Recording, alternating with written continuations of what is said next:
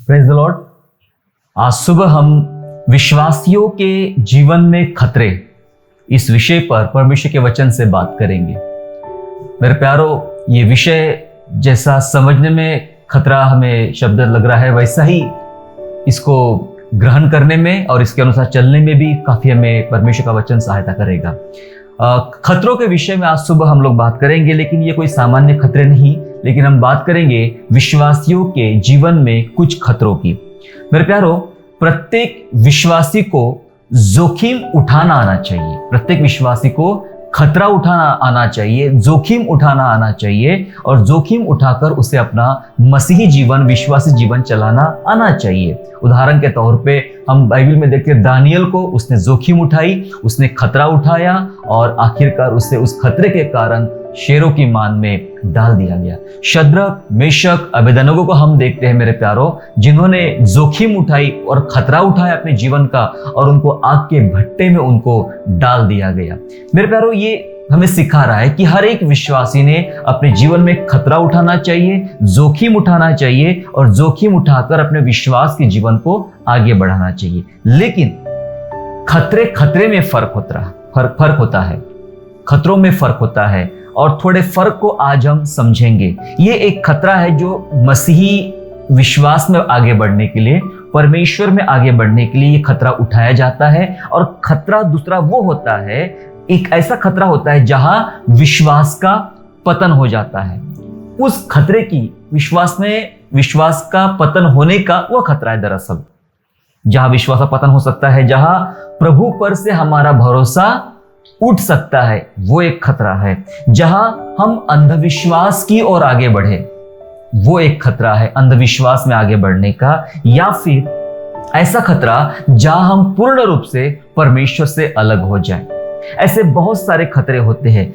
ये खतरे का मैं आपको अंतर बता रहा हूं। एक खतरा वो है जहां मसीह जीवन में बढ़ने के लिए, यीशु मसीह की आज्ञा पालन करने के लिए बाइबल में कई नबियों ने, कई सेवकों ने दुख उठाया और खतरा झेला। दूसरा खतरा हम यहाँ पर बात कर रहे हैं एक ऐसे खतरे के बारे में जो खतरा हमें विनाश की तरफ ले जा रहा है, अंधविश्वास की तरफ ले जा रहा है और प्रभु पर से हमारे भरोसे को उठा दे रहा है। ऐसे खतरे की बात कर रहे हैं। आज हम ऐसे ही कुछ खतरे की बात करेंगे। एक ऐसा खतरा जो हमें हमारे विश्वास को कमजोर करे, एक ऐसा खतरा जो हमें प्रभु से अलग ले जाने के लिए ज्यादा तत्पर रहता है। कैसे हम उन खतरों से बचें, आज हम बात करेंगे खतरों के कारण की, आज हम बात करेंगे खतरों के प्रकार की। मेरा मानना है कि ये वचन, ये संदेश सुनने के बाद आप जरूर सतर्क होंगे और खतरों से बचने के लिए आप अपने आप को तैयार करोगे। हम पहले जानेंगे कि खतरों में पड़ने के कारण क्या है। खतरों में पड़ने के कारण पर हम लोग बात करेंगे। वे कौन से कारण हैं जिनके कारण हम विश्वासी लोग खतरे में पड़ते हैं। खतरे में पड़ने का एक मुख्य कारण यह है कि वचन का पर्याप्त ज्ञान ना होना। कई बार हमें वचनों का सही ज्ञान होता नहीं है और पर्याप्त ज्ञान ना होने की वजह से हम बहुत ही भयंकर खतरों में पड़ जाते हैं, क्योंकि हम वचन के लिए, बाइबल समझने के लिए, बाइबल पढ़ने के लिए हम ज्यादा समय नहीं बिताते हैं, ज्यादा टाइम हम बाइबल के साथ नहीं बिताते हैं और इस कारण हम बाइबल कहीं से भी पढ़ लेते हैं, कुछ भी पढ़ लेते हैं और अपने अनुसार उसका अनुवाद समझना आरंभ कर देते हैं।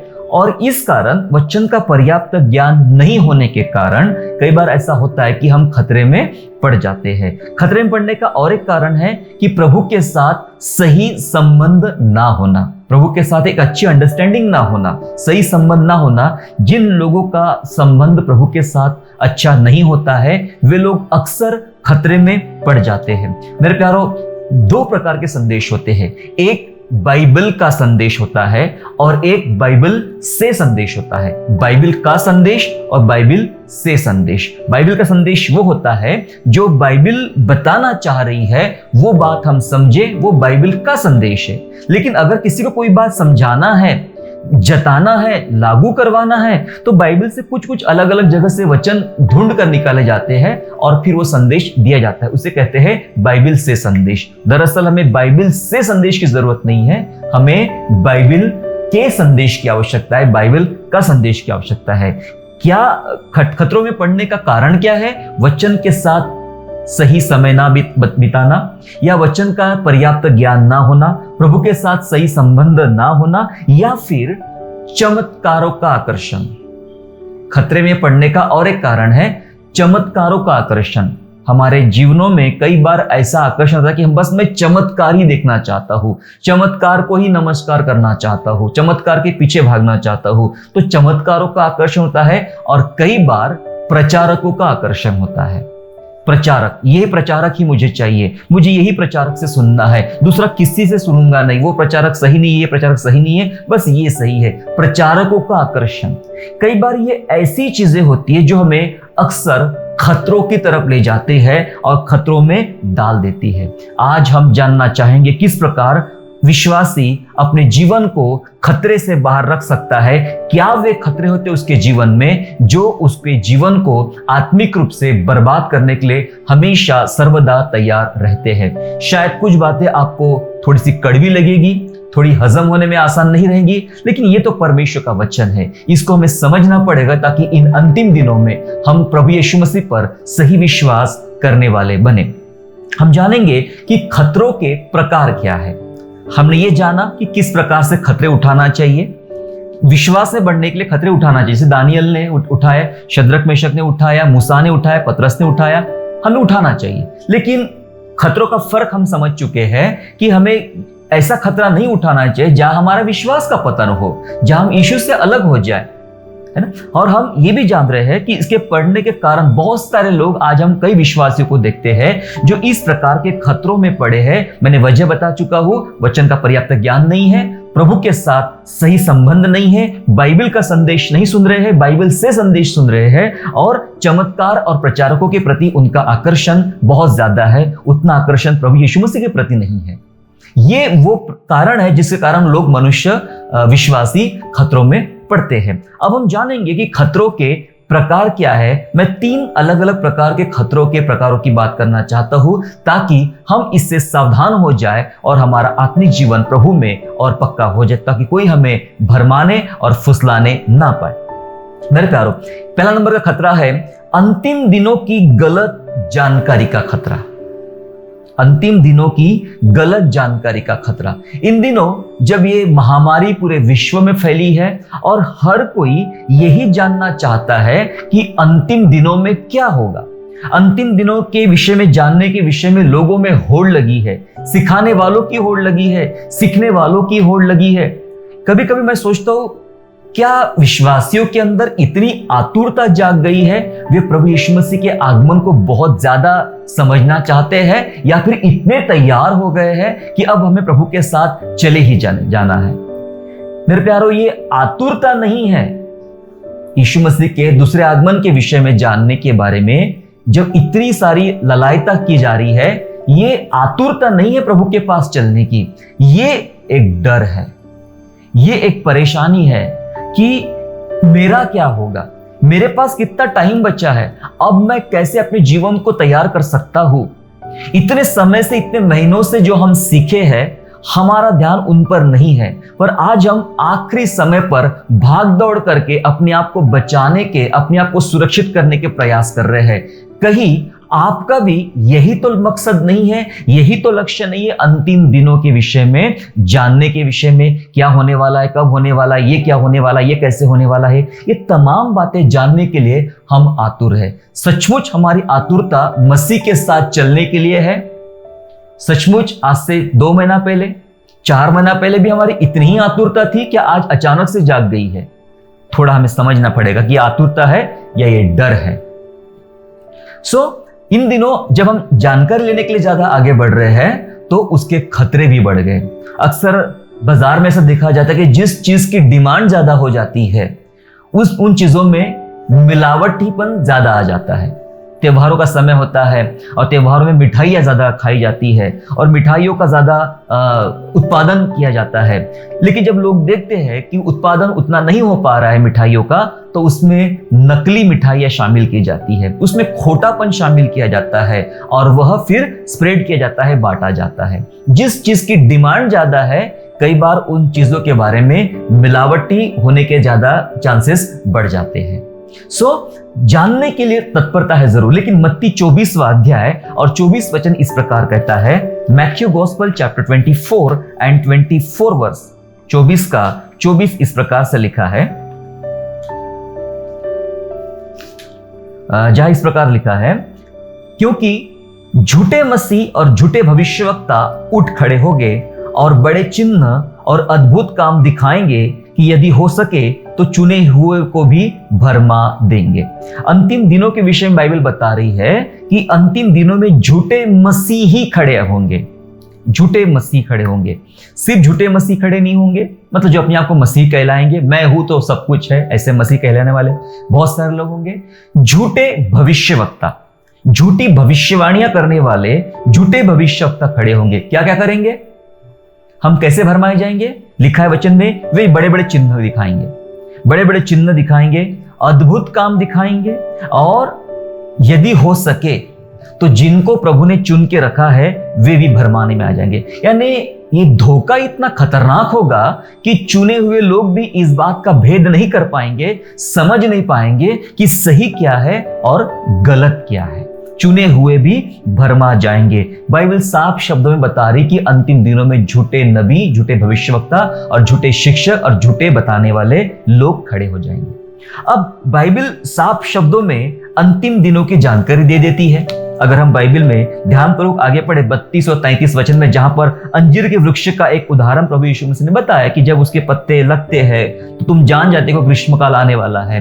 तो वैसे ही जब ये चिन्ह तुम होते हुए देखो, क्या चिन्ह बताया प्रभु ने कि जगह जगह भूकंप होंगे, अकाल पड़ेंगे, महामारी आएंगी, राज्य पर राज्य चढ़ाई करेंगे और काफी सारी मुश्किलें आएंगी। जब ये तुम देखो तो जान लेना कि उसके आने का दिन निकट आ गया है। क्लियर है, बाइबल में सब कुछ पहले से लिख के रखा है कि ये सब चिन्ह प्रभु यीशु मसीह के आगमन के शुरुआती में होंगे। ये सब बातें हमें बताई गई है। लेकिन उसके बावजूद भी लोग, कई सारे ऐसे लोग आजकल आ पड़े हैं जो इन बातों का दावा करते हैं कि यीशु यहां आने वाला है, यीशु वहां आने वाला है, ये घटना होने वाली है, वो घटना होने वाली है, अंतिम दिनों में ये पक्का होके रहेगा। कई लोग पवित्र आत्मा का नाम लेकर कहते हैं, पवित्र आत्मा ने मुझसे कहा कि कल से 3 दिन तक देश में अंधेरा रहेगा। कई लोगों ने ऐसे दावे किए कि अब से 4 दिन के बाद में इतनी बीमारियां आएंगी, इतने लाख लोग मारे जाएंगे। मैं कई बार सोचता हूं, क्या सचमुच ऐसी बातें परमेश्वर प्रकट कर रहा है लोगों के ऊपर में? क्या सचमुच अंतिम दिनों के बारे में जो इतनी जानकारियां बताई जा रही है, क्या सचमुच लोगों के पास इतनी जानकारियां मिल चुकी है? मैं आपको एक ऐसा वचन बताना चाहता हूं जिससे शायद आपकी आत्मिक आंखें खुल जाए। वचन में लिखा है, मत्ती 24 में ही लिखा है, मत्ती 24वां अध्याय और 36 वचन, Matthew gospel chapter 24 and 36 verse, जहां इस प्रकार लिखा है, उस दिन और उस घड़ी के विषय में कोई नहीं जानता। कौन सा दिन? यीशु मसीह के आगमन का दिन, वो अंतिम दिन। उस दिन के विषय में, उस घड़ी के विषय में कोई नहीं जानता। आगे लिखा है, ना स्वर्गदूतों को पता ही नहीं है उस अंतिम दिन के विषय में, नहीं जानता, ना पुत्र परमेश्वर का पुत्र भी नहीं जानता है, और लिखा है केवल पिता जानता है। ये एक ऐसी बात है जिसका अधिकार पिता ने अपने हाथ में रखा है। अंतिम दिन, मसीह का दिन कब आएगा, यीशु मसीह कब आएगा, कब क्या करना है, इन सब बातों की विशेष जानकारी का जो अधिकार है वो परमेश्वर ने अपने हाथ में रखा है। क्या कौन कौन नहीं जानता? कोई नहीं जानता। लिखा है स्वर्गदूत भी नहीं जानते हैं, ना पुत्र जानता है, केवल पिता जानता है। ये बात परमेश्वर के वचन में खुद यीशु मसीह ने बता के रखे हैं। कई बार मैं सोचता हूं कि जब यहां लिखा गया है कि कोई नहीं जानता, फिर ये जानने वाले कौन है भाई? जो ये कह रहे कि अब ये होगा, अब वो होगा, अब ये वाली मुहर खुल गई है, अब ये वाली बात होने वाली है, अब ये वाले लोग मरने वाले हैं, ये वाली बीमारी आने वाली है, फिर तुम्हारे घर में ये होने वाला है, ये कौन बता रहा है? फिर जब बाइबल बता रही ना स्वर्गदूत जानते, ना पुत्र जानते, केवल पिता जानता है। सिर्फ यहां नहीं, और एक पद जहां पे लिखा है, प्रेरितों के काम में चलेंगे, प्रेरितों के काम 1 अध्याय, book of Acts and chapter 1 and verse 6 and verse 7, 1 अध्याय और 6 और 7 वचन में इस प्रकार लिखा है, सो उन्होंने इकट्ठे होकर उससे पूछा, हे प्रभु, क्या तू इसी समय इज़राइल को राज्य फेर देगा? चेलों के अंदर भी बड़ी आतुरता थी ये सब बात जानने के लिए। तब उनको बताया गया, उसने उनसे कहा, उन समयों या कालों को जानना जिनको पिता ने अपने अधिकार में रखा है तुम्हारा काम नहीं है। जिन बातों को जानने में पिता ने अपने अधिकार में वो बात रखी है, वो वाली बात जानने का अधिकार तुम्हें नहीं है, वो तुम्हारा काम नहीं है, तुम शांत बैठो। ये सिर्फ पिता के अधिकार में है उस समय में क्या करेगा। दरअसल ऐसे कई भेद है जो पिता परमेश्वर ने अपने अधिकार में रखे, वो किसी पर उसने प्रकट नहीं किया है। व्यवस्था 29 में भी ऐसा लिखा है कि गुप्त बातें हमारे परमेश्वर के वश में है। गुप्त बातें हमारे परमेश्वर के वश में है। मसीह के आने की जानकारी मात्र केवल पिता के पास है, केवल पिता के पास है। इन दिनों जो बताया जा रहा है, ये संसारी कुछ घटनाओं को देख देख कर लोग अंदाज लगाते हैं कि ये होने वाला है, वो होने वाला है, ऐसा होने वाला है, वैसा होने वाला है। सिर्फ तुक्के लगा रहे, सिर्फ तुक्के लगा रहे। मैं तुक्के लगाने के पीछे आपको वजह बताना चाहता हूं। पिछले दिनों में भारत में लॉकडाउन था, अभी भी चल रहा है। और जब पहले कुछ शायद 21 दिनों का लॉकडाउन था और फिर उसको और बढ़ा दिया गया, तो टोटल वो 40 दिन कंप्लीट होते थे। 40 दिन का लॉकडाउन हो गया था और उसके बाद फिर आगे बढ़ाया गया। लेकिन जब 40 दिन का डिक्लेयर हो गया लॉकडाउन, 2 टुकड़ों में था वो। पहले भाग में किसी को पता ही नहीं था कि ये आगे कुछ होने वाला है, और फिर सरकार ने आगे अनाउंस किया तो टोटल 40 दिन का हो गया। तो 40 दिन का जब हो गया तो मैं परेशान हो गया। मेरे मोबाइल फोन पे इतने सारे मैसेजेस आ रहे, बाइबल से कोट किए जा रहे वचन को। 40 दिन तक मूसा पहाड़ पे रहा, 40 दिन तक नूहा यहाँ पे रहा, 40 दिन ये, 40 दिन वो, और प्रभु यीशु मसीह के विषय में 40 दिन का जितना भी बाइबल में वर्णन था वो लिख दिया। और ये बताया गया था कि अब तुम्हें भी 40 दिन लॉकडाउन में रहना है। मुझे लगा भाई चलो इन पर प्रभु ने प्रकट किए 40 दिन। जब 40वां दिन आया, समाप्त हो गया, तो सरकार ने और एक अनाउंस किया कि इस लॉकडाउन को 15 दिन आगे और बढ़ाया जाएगा। फिर अनाउंस किया और 15 दिन आगे और बढ़ाया जाएगा। क्या हो रहा है? अब कहां से वचन निकालें? 40 दिन का पार्ट खत्म हो गया, फिर 55 दिन का होता है, फिर उसके आगे टोटल 60 दिन का होता है। तो इसके लिए वचन कहां से निकालेंगे? कुछ समझ रहे हैं आप? मैं बताना चाह रहा हूं मेरे प्यारों, तुक्के लगाना किसे कहते हैं, अंदाज लगाना किसे कहते हैं। ये लिखा है, वो लिखा है, लोग आतुर हो गए। मैं बताना चाहता हूं, ऐसी सीक्रेट बातें हैं ना कोई मनुष्य जानता है, ना स्वर्गदूत जानता है, ना पुत्र जानता है, केवल पिता जानता है। पिता को पहले से पता है वो क्या करेगा। तो ऐसे समय में हमने क्या करना चाहिए? ये क्या खतरा बना है हमारे पीछे? अंतिम दिनों की जानकारी में गलत जानकारी का खतरा आ रहा है, और हम बहुत सारी गलत जानकारी हम ले रहे हैं, और हमारे विश्वास का ठट्टा उड़ाया जा रहा है, मजाक उड़ाया जा रहा है, हमारे साथ चेष्टा की जा रही है, और हमारे सादे सुधे विश्वास को मिट्टी में मिला दिया जा रहा है। सावधान, विश्वासियों के जीवन में भयंकर खतरा आ रहा है, और इस खतरे के प्रति हमें सावधान होना है। इसका यह मतलब नहीं है कि हमें जानकारी नहीं होना चाहिए, जानकारी होना चाहिए, और जितनी जानकारी होना है उतनी बाइबल में लिखा है। पौलुस ने भी कहा कि अभी हमें सब कुछ धुंधला सा दिखाई पड़ता है। कुरिन्थियों की पुस्तक में लिखा है धुंधला सा दिखाई पड़ता है, लेकिन जब सर्वसिद्ध आ जाएगा तो सारी बातें क्लियर हो जाएगी। अभी क्लियर कुछ भी दिखता नहीं है। जब सर्वसिद्ध यीशु मसीह आ जाएगा तो हमें सब कुछ बता देगा। मैं आपको ये पूछना चाहता हूं, हमें अंतिम दिनों में क्या होगा ये जानना ज्यादा जरूरी है, या ये जरूरी है कि मुझे कैसा जीवन जीना चाहिए? अगर आज अभी इसी वक्त यीशु मसीह का आगमन हो गया तो क्या मैं सचमुच उठाया जाऊंगा? कोई इन बात पे जोर नहीं दे रहा है कि तुम्हें पवित्र जीवन जीना है, तुम्हें परमेश्वर का डर मानना है, तुम्हें पश्चाताप करना है। कोई ये बताने को तैयार नहीं है, लेकिन हर कोई ये बताने को तैयार है कि अभी ये होने वाला, अभी ये टेक्नोलॉजी आने वाली है, बाइबल में ये लिखा है ये होने वाला है। भाई ये सब होगा तो उससे मुझे क्या उससे मेरा जीवन बचाया जाएगा? क्या मैं सचमुच स्वर्ग में उठा लिया जाऊंगा? नहीं। जब मैं पवित्र जीवन जीऊंगा, जब मैं परमेश्वर की आज्ञा का पालन करूंगा, जब मैं परमेश्वर का भय मानकर ईमानदारी से जीवन व्यतीत करूंगा, तब सचमुच मेरे उठाए जाने की जो परसेंटेज है वो बढ़ जाएंगे, वो ज्यादा बढ़ जाएंगे। मैं उठाया जाऊंगा। शायद मुझे ज्यादा जानकारियां ना हो, चलेगा, लेकिन क्या आपको प्रभु यीशु मसीह को आप सचमुच पहचान चुके हो? जान चुके हो, उसकी पवित्रता को जान चुके हो, यदि जान चुके तो बस सबसे ज्यादा उसी में अपना समय बिताए, अपने आप को पवित्र करने में और परमेश्वर को भावता बलिदान चढ़ाने में अपने आप को ज्यादा समय बिताए। ये खतरे बहुत बढ़ गए हैं। जो हम ज्यादा जानना चाह रहे हैं, जिसकी डिमांड ज्यादा हो रही है, उसमें मिलावटीपन ज्यादा आ रहा है। इसलिए सावधान हो जाइए प्रभु के लोगों। बस हमें तैयारी करना है, यीशु मसीह आने वाला है, ये उसके आने के चिन्ह है। ये ऐसा होगा जब वो आएगा, तो बस अभी हमें तैयार होना है। ये पहला खतरा था, अंतिम दिनों में गलत जानकारी का खतरा। जानकारी मिलेगी, लेकिन हो सकता है जानकारी आपको गलत भी मिलेगी। दूसरा खतरे पर बात करेंगे हम लोग। दूसरा खतरा है लुभावने वाली बातों के धोखे का खतरा। लुभावने वाली बातों के धोखे का खतरा।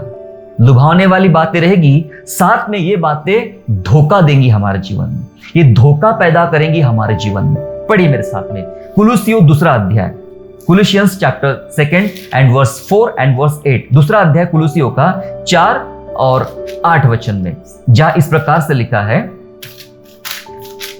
कुलुसियों 2 4 और 8 में 4, यह मैं इसलिए कहता हूं कि कोई मनुष्य तुम्हें लुभावने वाली बातों से धोखा ना दे।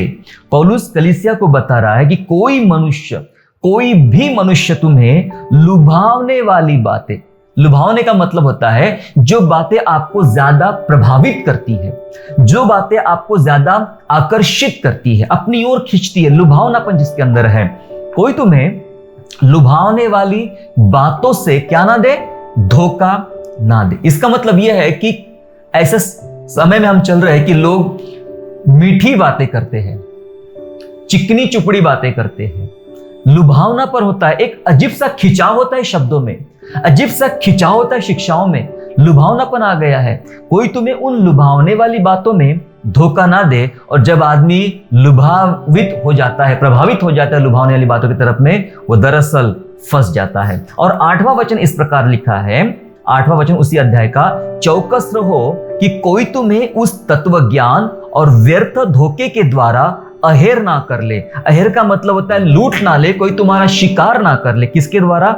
उस तत्व ज्ञान, टेक्नोलॉजी, तत्व ज्ञान और व्यर्थ धोखे के द्वारा, व्यर्थ धोखे के द्वारा अहेर ना कर ले, जो मनुष्य की परंपराई मत और संसार की आदि शिक्षा के अनुसार है।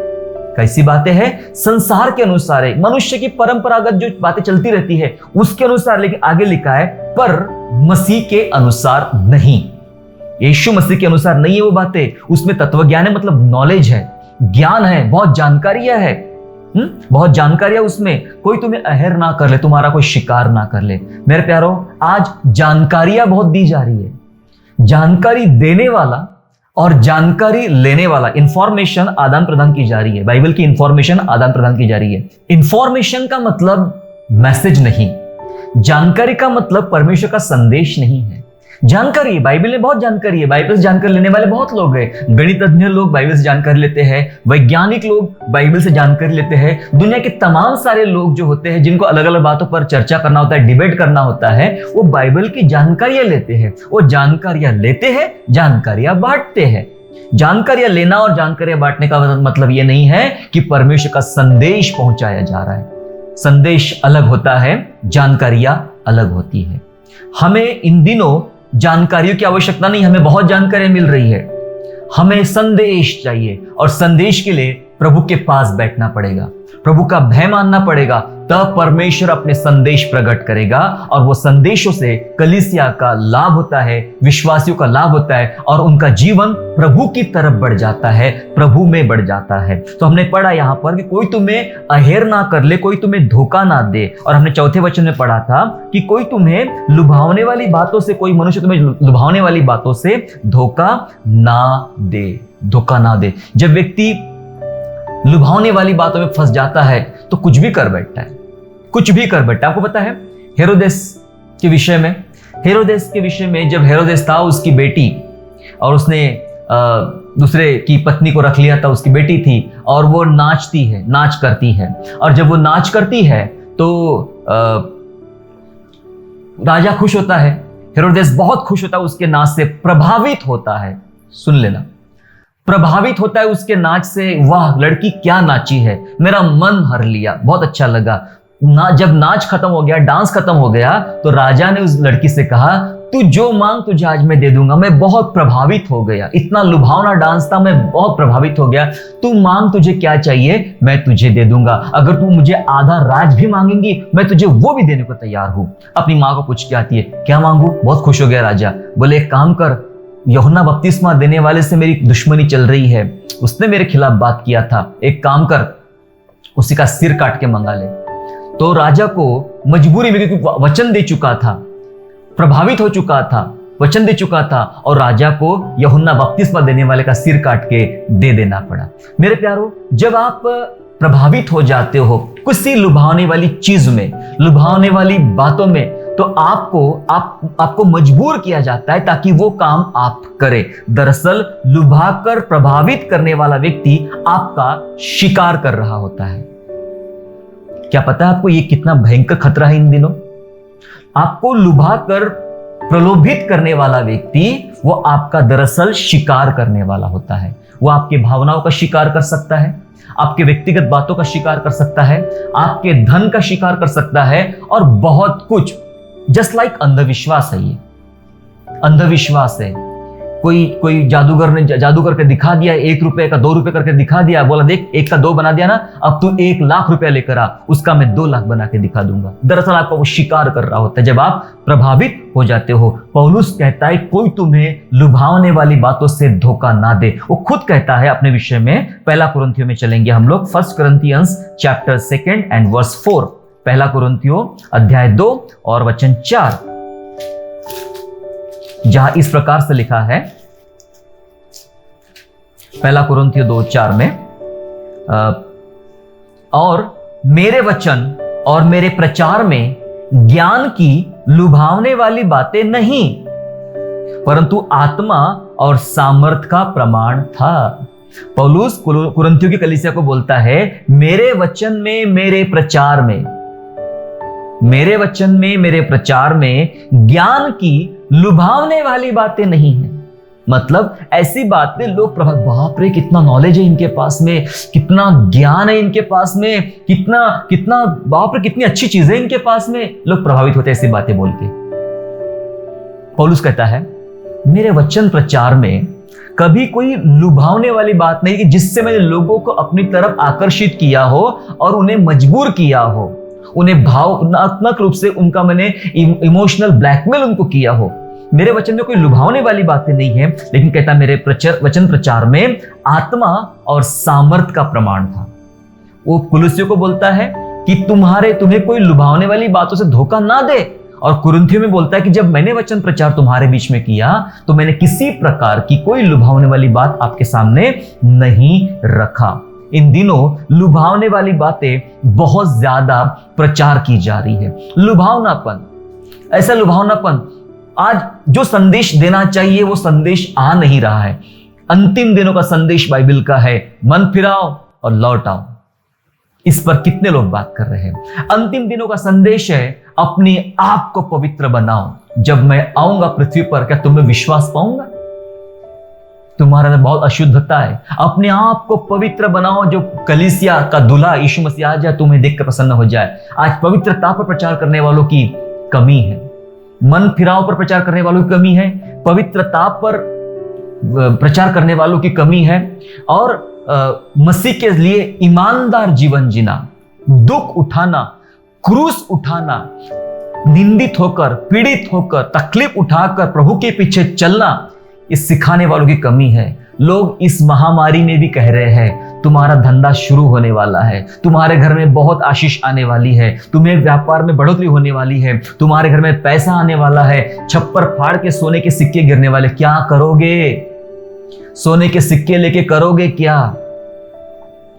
पैसा लेके करोगे क्या? आशीष लेकर करोगे क्या? अगर स्वर्ग आपसे वंचित हो गया तो क्या करोगे? आज इन महामारी के दौरान हमने उन लोगों को देखा, इस महामारी में ऐसे ऐसे लोग चले गए, वीआईपी, बड़े बड़े स्टार, बड़े बड़े लोग जिनके पास पैसा है, दौलत है, शक्ति है, ताकत है, पहुंच है। उनका पैसा उनको बचा नहीं पाया, उनकी ताकत उन्हें बचा नहीं पाई। उनके घर की तमाम आशीषें, आज भी उनके पास करोड़ रुपए रखा गया, उनके मरने के बाद भी वो उन्हें बचा नहीं पाया, आप लेकर करोगे क्या? क्या ये बाइबल का संदेश है? यीशु ने कहा मेरे पीछे आना है तो सब छोड़ के आना है। आज के प्रचारक बोलते हैं यीशु के पीछे चलना है, आपको सब आशीष देकर वो आपको पीछे चलाएगा। गलत प्रचार हो जाए, ये लुभावने वाली बातें हैं, क्योंकि लोगों को ये पसंद है। आशीष कहां से मिलती है? ये पसंद थोड़ी है, जैसे मैं बता रहा हूं कि आपको क्रूस उठाना है, आपको दुख उठाना है, ये थोड़ी जल्दी पसंद आएगा। तो लोग लुभाने वाली बातें, है ना, शुगर कोटेड प्रीचिंग बोलते हैं उसको। होठों में शुगर, मिठास के साथ वचन बताया जाता है।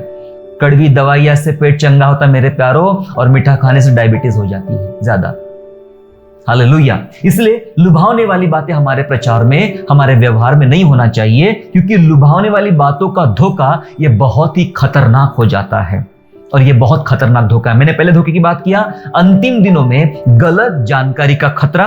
दूसरी बात हमने किया लुभावने वाली बातों के धोखे का खतरा। तीसरी और अंतिम बात वो है सही मार्ग से भटक जाने का खतरा। सही मार्ग से भटक जाने का खतरा, ये एक खतरा है, तीसरा खतरा। इसके लिए पढ़ेंगे हम लोग इर्मिया की पुस्तक में चले, इर्मिया नबी की पुस्तक में चले, 50वां अध्याय और वचन 6। यिर्मयाह chapter 50 and verse 6, chapter 58 and verse 6, 50 का 6, जहां इस प्रकार लिखा है, मेरी प्रजा खोई हुई भेड़ें हैं, उनके चरवाहों ने उनको भटका दिया। किसने किसको भटकाया? मेरी भेड़ों को चरवाहों ने भटका दिया और पहाड़ों पर भटकाया है।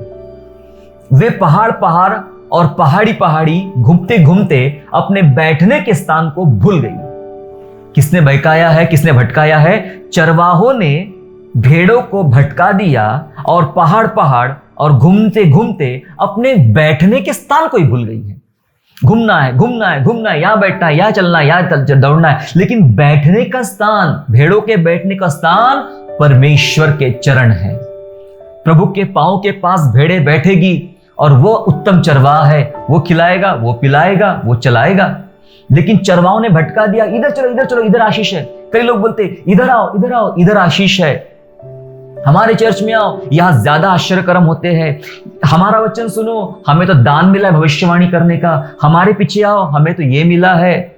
भेड़े यहां से वहां, वहां से वहां, वहां से वहां भाग रही है, लेकिन भेड़े भूल गई है कि मुझे प्रभु यीशु के चरणों पे बैठना है। लिखा है वो अपने बैठने के स्थान को भूल गई है, भटक चुकी है।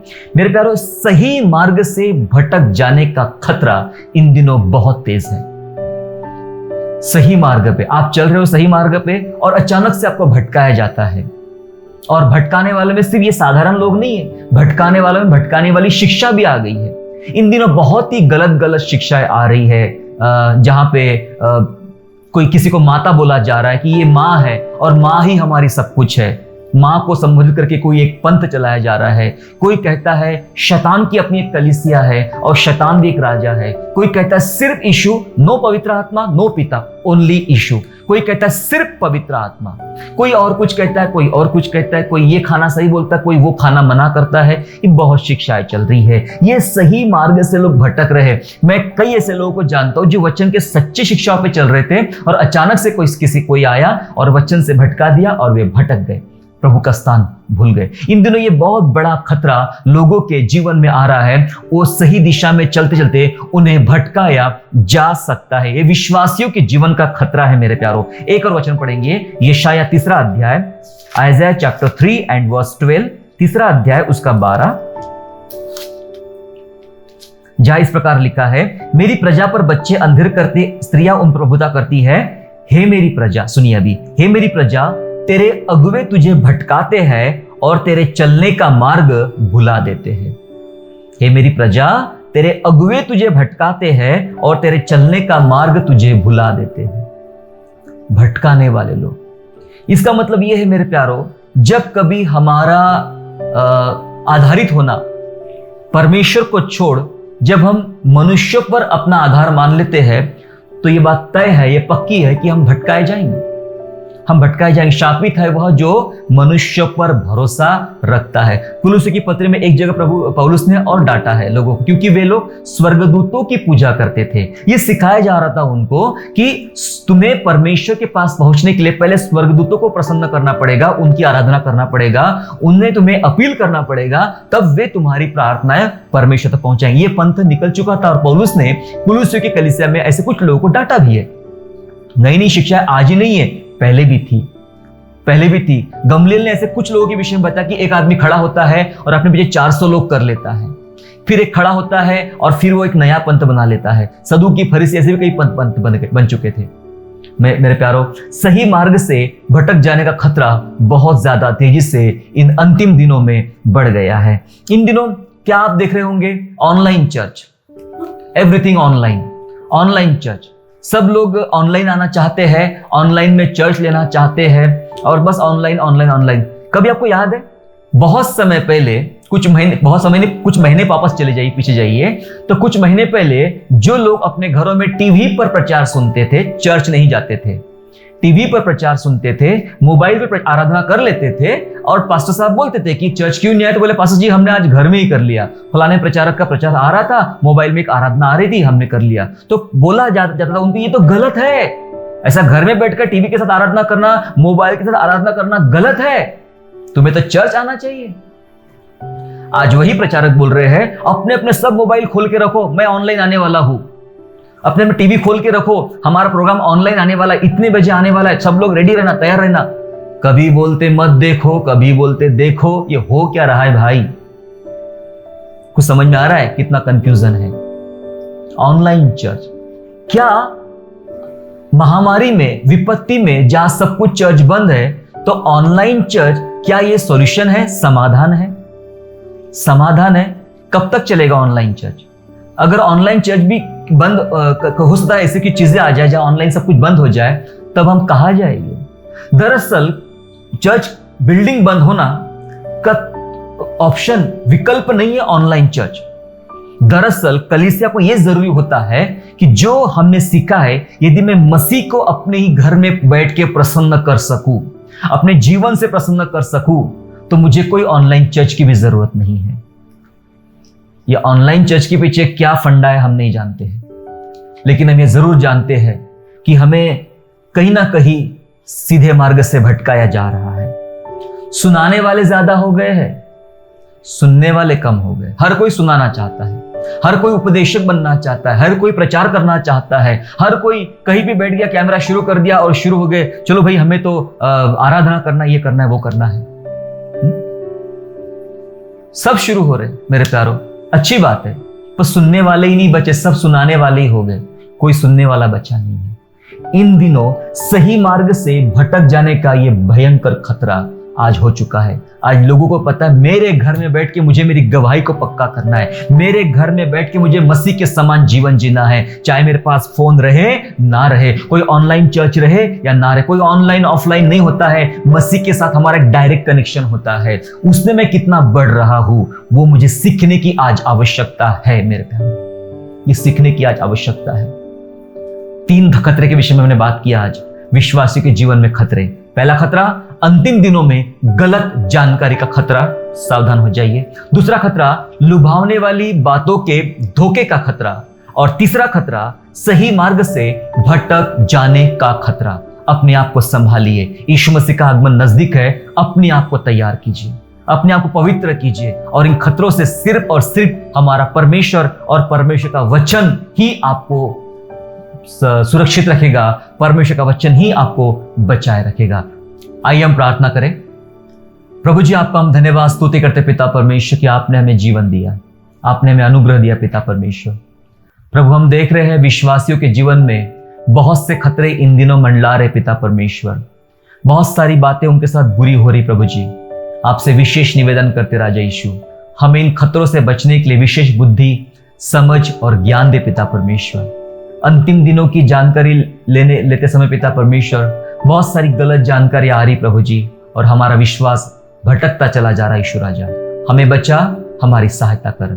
कई लुभावने वाली बातें हो रही प्रभु जी, हमें प्रभावित होने वाली बातों से बचा। यीशु राजा, हमारा प्रभाव केवल आपकी ओर हो, हम आपकी ओर ही प्रभावित होने वाले बने प्रभु जी, किसी मनुष्य की तरफ नहीं पिता परमेश्वर। हमारी सहायता कर प्रभु जी। प्रभु जी हम आपसे प्रार्थना और विनती करते पिता परमेश्वर, सही दिशा में सही मार्ग से भटकने से प्रभु जी आप हमको बचाइए। सही जगह बैठने का स्थान आपके चरण है पिता राजा, वहां बैठने दीजिए। यहाँ वहां भागना, यहाँ वहां घूमना, इन सब बातों से हमको बचाइए पिता परमेश्वर। आपकी बातें समझने के लिए हमें विशेष कृपा और ज्ञान दे पिता परमेश्वर। हम आपको धन्यवाद करते हैं यीशु। हमारी सहायता कर, हमारा विश्वास बढ़ा, ताकि प्रभु जी चाहे हमारे संग कोई हो या ना हो पिता परमेश्वर, लेकिन आप हमारे संग रहे और हमारा विश्वास लगातार बढ़ने वाला बने प्रभु। ऐसा अनुग्रह मांगते, हमें आशीष दे, तेरी महिमा करते। धन्यवाद के साथ यीशु मसीह के नाम से प्रार्थना मांगते हैं, आमीन।